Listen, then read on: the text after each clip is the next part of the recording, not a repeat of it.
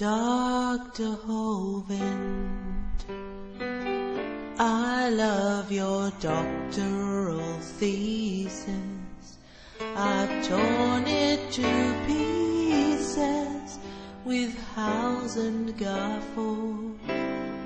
I can't remember when I last pissed myself laughing. It's a good thing the thesis mopped the piss off the floor. Welcome to part 29 of this read-through and peer review of Kent Hovind's doctoral dissertation, which was published on wikileaks.org on December 9th, 2009.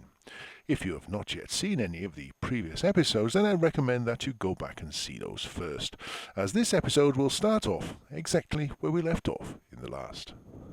In the last episode, we left Kent talking about the American anthropologist Henry Fairfield Osborn. This is where we pick up in this episode. Kent quotes Osborn's work, The Evolution of Human Races, in Natural History magazine, January-February 1926, page 129. The Negro stork is even more ancient than the Caucasian and Mongolian, as may be proved by the examination not only of the brain, of the hair, of the bodily characteristics such as teeth, the genitals, the sense organs, but of the instincts, the intelligence. The standard of intelligence of the average adult Negro is similar to that of the 11-year-old youth of the species Homo sapiens. Yes, Kent, Osborn was a racist. He also believed in eugenics, and some of his work was unfortunately based on the Piltdown Man hoax. He did, however, do some worthwhile things. For instance, in 1905 he described and named Tyrannosaurus rex, and in 1924 he described and named Velociraptor. It is generally accepted that Osborn was a first-rate science administrator, however, a third-rate scientist. He is generally remembered and renowned as a fossil hunter rather than an original thinker. But anyway, Kent continues. Evolution has brought the world so much trouble.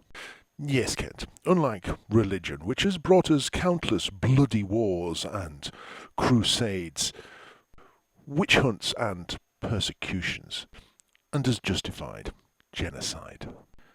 This is true in biblical times as it is today, as is the fact that religious dogma is used to justify the oppression and victimization of countless people across the world. The theory of evolution has got an awful long way to beat that track record. But Kent continues. This is one of the key tools that Satan is using here in the end times to bring the world under his dominion. Oh dear. Kent believes the end of the world is coming. How long will it be before we see Kent wandering the streets in a sandwich board with a placard shouting, "The end of the world is nigh. Repent now, ye sinners." We could probably take Kent a little more serious if that was the case. But anyway, Shintoism is the state religion of Japan. It is a mixture of Buddhism and ancient polytheistic myths about Japanese people. Shintoism teaches that the Japanese are descendants of the gods and are destined to rule the world. Ah yes, Kent, the good old rule the world thing. It's not like we don't see that in any other religions, is it, Kent? They teach that the emperor is from the sun god, the highest god. Well, Kent, at least you can see the sun. It's like George Carling said, if you're going to pray to a god, if you're going to pray to a deity, then at least make it something tangible, something that you can see. That is why George Carling prayed to Joe Pesci. After all, as George said, Joe is someone who can get things done. But anyway, It was Shintoism, based on evolution, that was responsible for Japan's actions in World War II. They were determined to take over and rule the world, just like Hitler was doing in Germany. Both of them were motivated by a desire to help evolution along. Well, Kent, that's not strictly true now, is it? In Germany, Hitler was trying to build an empire, the Third Reich, that would be equal to or rival the British Empire, which, at the time, Hitler greatly admired. Japan, on the other hand, well, it is generally truthful to say that they were on the hunt for more resources. Japan has no natural source of oil. It has to import it. The same is the case with many other natural resources. When Japan started its invasion of French Indochina, under the authority granted by the Export Control Acts, the US ceased all exports to Japan with one specific exception. That was oil. The US considered that stopping the supply of oil would be considered by Japan a provocation for war. However, in part because of new American restrictions on domestic oil consumption, in July 1941, oil exports to Japan ceased.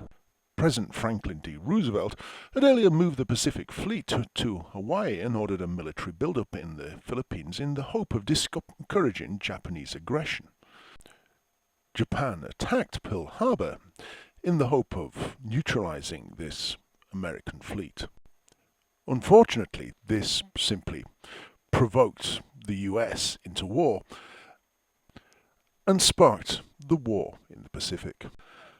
As usual, Kent, you see religion's influence where there is none. Evolution has absolutely nothing to do with any of this, and you are dead wrong. But anyway, Kent continues. This goes right back to the Garden of Eden, where Satan said, "Ye shall be as gods." Ah, yes, Kent. Words uttered by a talking snake in an imaginary garden. Evidence for which there is none. But whatever. From the beginning, man has had a desire to take over the throne of God, and Satan promotes that desire by the teaching of evolution. And there ends the first chapter in Kent Hovind's doctoral dissertation. And never before have I read such misinformation, such blatant misrepresentation of the truth, such irrelevance and blatant character assassination as I have done in those previous 37 pages. However, I suspect that this record is soon to be broken as we move into the second chapter in Kent's doctoral dissertation, The Religion of Evolution. However, I think I'll attempt that in the next episode.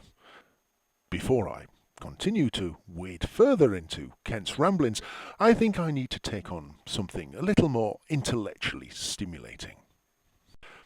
I think I need to touch base, to connect with something more connected with reality, something more grounded in fact. As I cast my eyes over the books that fill the numerous shelves that line the walls of my study, I see a book that I am not opened for many years. I think I'll open its pages once more and partake in its wisdom, a wisdom that is far greater than Kent's.